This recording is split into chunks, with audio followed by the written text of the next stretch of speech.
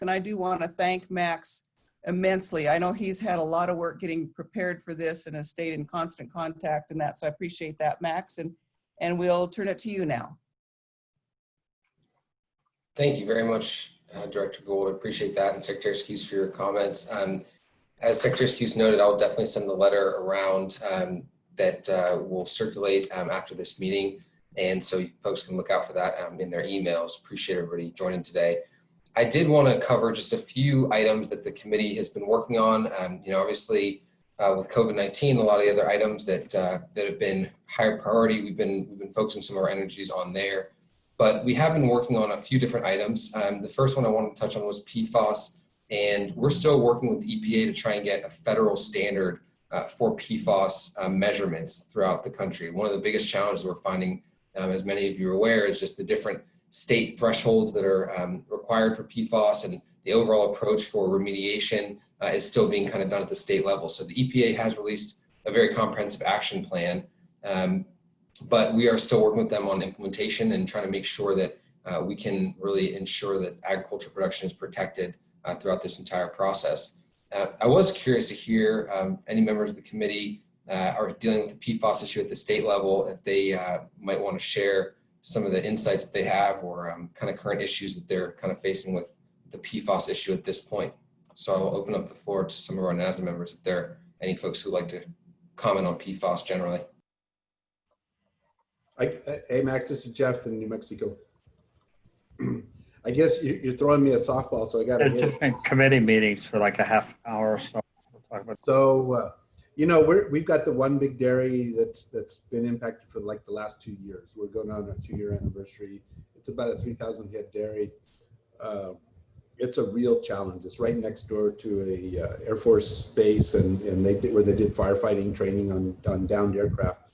Anyway, the rates are high. The challenge is getting Department of Defense to recognize their impacts to agriculture. That, you know, under RCRA and these other things, that they only want to talk about human impacts. And I think that's something we all have to pay attention to across the country, because I can tell you we're not going to be alone. The Air Force talked about 401 potential sites around the United States where these things could be impacted. And I know not all of those sites are in the middle of cities. There's going to be a lot of rural areas that are impacted.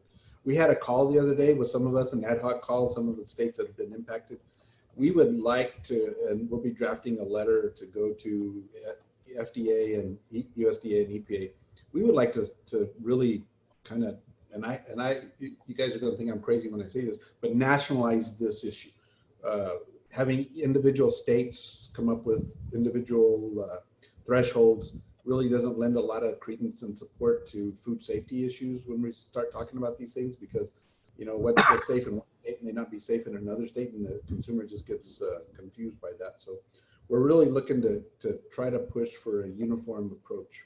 So anyway, that's kind of an update from out west. Thanks, Secretary Whitty. And are there specific actions that you feel like EPA, you know, if EPA took, it would be helpful? Well, I think, you know, EPA is working towards that threshold, and you know, Secretary Skuse and I are on the local government advisory committee. We'll be having a meeting here in a couple of weeks, and that'll be one of our topics of discussion. You know, they'll set, instead of an advisory level, someday they'll set a real threshold. But USDA and FDA control the food side of that equation, and when you've got meat that's got levels of PFAS in it, at what level is the meat considered not adulterated? We've got milk that's adulterated, and so, you know, you've got some states that are at a certain threshold and other states are using the FDA threshold. So it's those kinds of things that I think we need a little uniformity on. So that'll be the basis of the letter we draft. Thank you, Secretary. This is Amanda Beal from Maine, and I just want to say I was on that call that Secretary Whitty organized, and I was really pleased to be talking with other states about what they're going through. Just for reference, we have 2 dairy farms that have to date been impacted pretty significantly. The most recent one had astronomically high levels of PFAS tested at. One of the samples came back at over 30,000 parts per trillion. And for a small dairy farm, that's really concerning. And we are, we're working our way through these issues, but what we don't have right now is a really good sense of, how do we help these farms to mitigate the contamination, and also how do we help them sort of stay afloat while we're all trying to figure that out. So I just welcome the opportunity to work with others, and I'm so glad that NASDA is taking a lead on this issue. So thank you.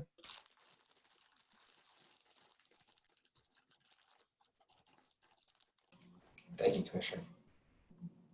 All right, well, I appreciate those updates. The only other item I really wanted to touch on was climate resiliency. Excuse me, I'm sorry, Max. This is John. Oh, yes, sir. I had a little tech issue. I just wanted to, before we leave PFAS, I just wanted to inform the group of a new development that we've just encountered in the last couple of days. An environmental advocacy organization in Massachusetts purchased a particular pesticide product and had it tested for PFAS. They showed the state some test results that say there is PFAS in the product. The manufacturer says there is no PFAS in the product. EPA says there is no PFAS in the product. Our scientists looked at this data. It's very early on in the review, but they're concerned that there may be something there, very, very low levels, but this is the first we had heard about any suggestion that it's contained in a pesticide. Hey, John, if I can just chime in a little bit. These testing protocols, when you're looking at PFAS, there's so much cross-contamination. There's, PFAS is just in just about everything. And so really look at the procedures and the testing protocols that even our staff, we go above and beyond, because there's so many opportunities for cross-contamination with PFAS. No, thank you. And I mean, that has come into the conversation. There's some suggesting it could have been leached in from the container or the cap. So we'll see. Thank you. I'd just like to add that it's going to have a tidal wave in terms of getting attention. We're all starting to hear about it individually in our states. And, we've been told many times that we're all walking around with some form of PFAS in each one of us. But the stories are going to be abound in abundance. And I'm glad that NASDA is getting out way in front to talk about testing, to talk about what farmers are going to be able to do who are stuck not being able to, and as we heard from Amanda on the call before, where they can't sell the cattle, they can't bring in the inputs that they need, and they're stuck with these operations where they're not sure how they're going to get compensated and how they're even going to stay in business while some of these testing regimens come out, whether or not there's going to be a national profile in terms of those testings, because each state is kind of possibly faced with looking at this by whatever they come up with in their own individual, let's say, Department of Environmental Protection, and then that's going to affect trade across states. So I think it's really important, and I appreciate the committee really starting to tackle this, because the story is going to continue. And thank you all for your comments. And I certainly hate to cut off discussion, but we've got a number of items that we want to cover, and also a speaker that we want to hear from. So, but this is certainly an item that we're going to take forward to continue. Lots of opportunity to visit about it. Max, did you have anything else for us? Thanks, Director Gould. Just a very quick update on climate resiliency before we jump to Bill, because I know he'll talk about this topic as well. But just some of y'all, you might remember that back in February, NASDA agreed to, this committee voted to actually stand up a working group on climate resiliency. About 3 weeks when we were getting ready to start, COVID-19 pandemic happened. So we have not stood that working group up yet, but it is something that we're very interested in, and we continue to kind of consult with members to see when the right time for that might be. So just wanted everyone to know that that's not off the radar. We're still definitely interested in standing it up at some point here in the near future, but folks are getting pulled in so many different directions with immediate response needs and COVID-19 recovery that's been the holdup. So I'll continue working with the chairs to make sure we can make progress on some of the climate resiliency items. And of course, when the time is right, we'll look to convene that working group as well. So that's all I have, Director. I'll pass back to you. Well, thank you again, Max. We appreciate all your hard work, and we have the opportunity today to kind of talk about what we're going to do the next steps. And with us to talk about climate policy in 2021 and USDA's Ag Innovation Agenda is Mr. Bill Hohenstein.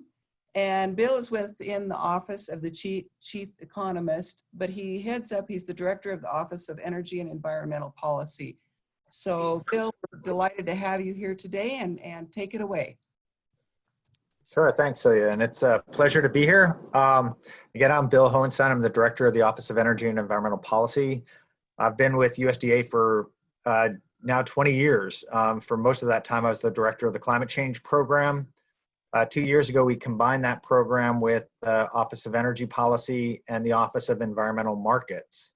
And so we cover everything from carbon markets to climate resilience to renewable energy policy for the department. And I was going to talk primarily about the Ag Innovation Agenda, which was announced by the Secretary in February. Again, right before the pandemic hit. This was at the Ag Outlook Forum that we hold each year. And the Secretary wanted to lay out a long-term vision on how to integrate productivity and production improvement with environmental protection and conservation. And what we've done is really focused on innovation as the key to that, bringing on new technologies, new practices, spurring innovation in the sector that's going to allow for both continuing productivity enhancements as well as freeing up resources to improve the environment and conservation. And climate and greenhouse gases are part of that. I realize you also wanted me to talk a little bit about climate resilience. And so let me just briefly mention our Climate Hubs program. We have a regional Climate Hubs program. There are 10 hubs. You should be familiar with the hub in your region and be familiar with the director and reach out to that person. They are our boots on the ground when it comes to implementing climate resilience at a regional scale. They'll have access to the resources that are available within the department and ways of working with you and through extension to reach out to farmers in your state. And so they're a great resource. They've been around for 5 years. We just completed our 5-year review. If anything, the review found that the program is oversubscribed. There's more interest in what the program can do than we have boots on the ground. But state governments are a high priority for us to work with. And so I'd certainly want to encourage you to reach out to them. And so I realize we're short on time. I have a very short presentation on the Ag Innovation Agenda, and I can run through it in less than 5 minutes. And so if I take more than that, Max, just wave me off. Let me see if I can do this. Like I said, the goal here was to link productivity enhancements with sustainability and to come up with numeric, concrete, long-term goals to emphasize that both of these things are equally important, that we can't meet the challenges of the future without continuing to feed the world, but at the same time, increasingly the challenges when it comes to agriculture relate to the environment and conservation. And our history actually shows us that we can be successful with this. In fact, we've been able to continue to improve production on the same land. Overall, land hasn't increased, but productivity has. And the reason for that is largely driven by technology. Technology and innovation, whether it be simple things like rubber tires on tractors to automation to new fertilizers, robotic milking, the use of VRT, the prevalence of no-till. All of this has served to increase production while at the same time reducing inputs. And so what we're measuring here is the productivity gains per unit of input, and inputs are staying the same and productivity is still going up. So we're producing more with less. And so since 1980, farmland has decreased by over 20 million hectares. We've increased forest land. Conservation tillage is now really conventional. So if you think about, conventional tillage, it's not all that conventional. Most corn, soybeans, and wheat acres actually use some form of conservation tillage or no-till. And that's had an effect. It's reduced soil erosion consistently since 1980. We're expecting a population that's going to be somewhere between 9 and 10 billion people by 2050. Those consumers are going to look more like us. They're going to demand more from the land, more food, fiber, and a higher quality of food. So we have a challenge ahead. We expect we're going to need to increase production by 40% over the next 30 years. At the same time, the Secretary wants to lay out this goal of cutting our environmental footprint in half. Now, there's not one way to define what an environmental footprint is, but we've taken a shot at doing that by setting specific goals in a number of areas and really focusing on accomplishing that through continued emphasis on innovation. So the first part of the innovation agenda is to utilize our programs. And many of you work very closely with NRCS. NRCS has great opportunities to engage with farmers through programs like EQIP or CSP. We don't want those programs to be a barrier to innovation. So what can happen too often is that there's a set way of doing things within NRCS, a set practice, a set of technologies that are approved for specific programs. We want to make sure we break down those silos, and so that the programs are actually encouraging new ways of doing things, utilizing programs like the Conservation Innovation Grants Program or resource, the Regional Partnership Conservation Partnership Program, to really drive new technologies, new practices that can enhance conservation into the marketplace. We're going to be announcing a Federal Register notice soon, seeking comments on the best way to do that, how our programs work now, how can we improve them, and how can we make sure that they're receptive to the latest fertilizer technologies, the latest tillage technologies, the latest manure management system technologies, et cetera. We're going to need to continue to innovate, and that means looking at our research programs, the billions of dollars we spend on agricultural research each year, internally through the Agricultural Research Service and externally through NIFA. We want to make sure we're aligning that with the highest priority research needs. We're working with the private sector, and we're spurring innovation through our research agenda. And there was a Federal Register notice that was put out to identify the big research challenges, but also the technologies and practices that are coming online that USDA should be testing, evaluating, and putting into practice. The final third piece of the ag innovation agenda is setting goals and assessing performance. And so we have this goal of increasing productivity by 50%. We know how to measure that. We actually do a very good job of measuring production and productivity.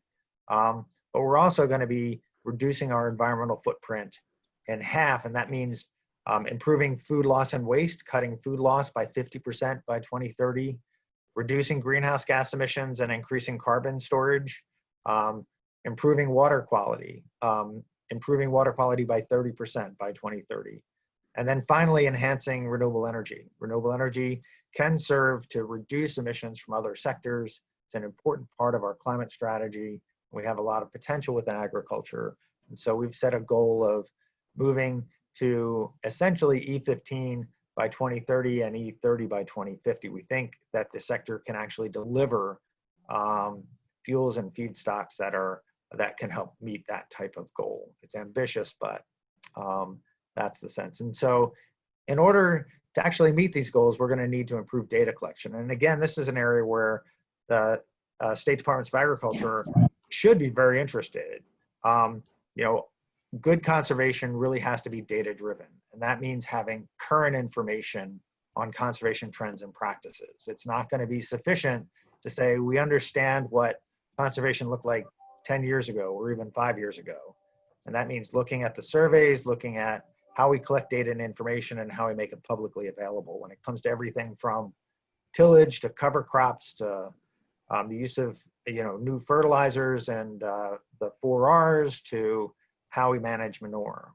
We're in the process of reviewing all of that data and information and making recommendations to improve the quality of the information, to improve how comprehensive it is, make sure we have all the important parameters covered, and to improve the timeliness, both in terms of how the data is collected and analyzed, but how it's made publicly available. So why don't I stop there? Hopefully that wasn't too fast. And so hopefully we'll have a little bit of time for questions.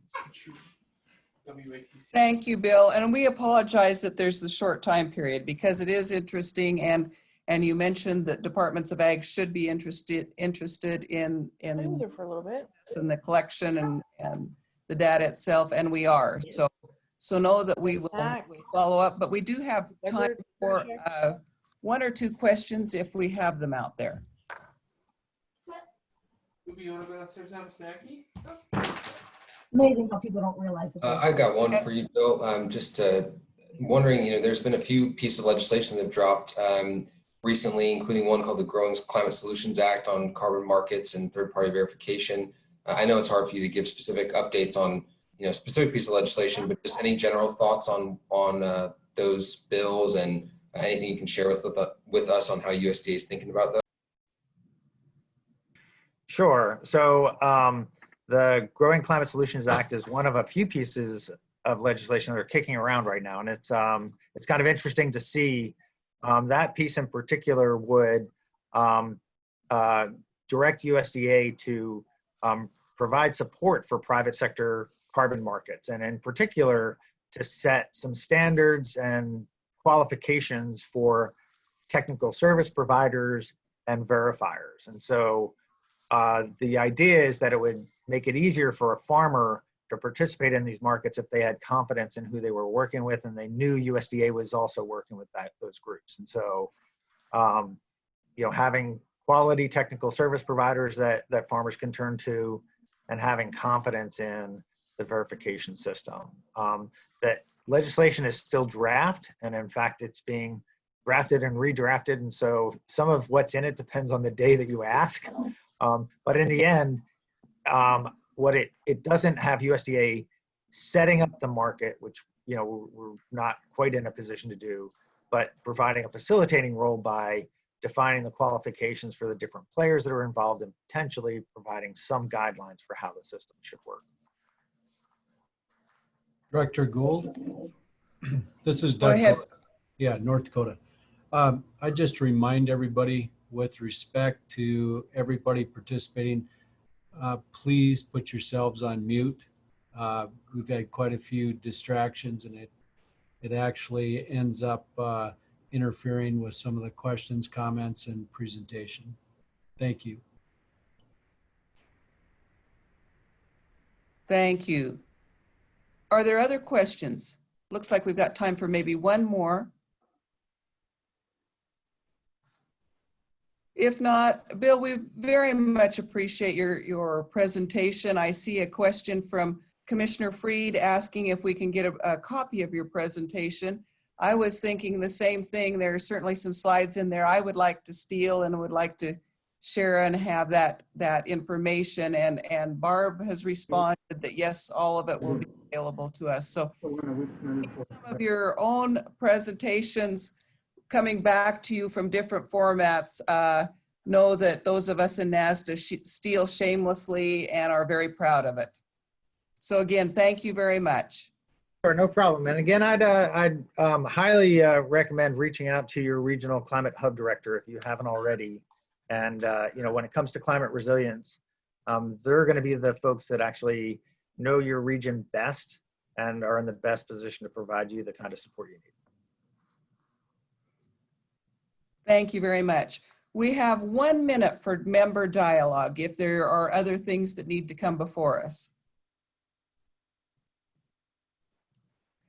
If not, we will stand adjourned and see you all in the next meeting. Thank you all very much.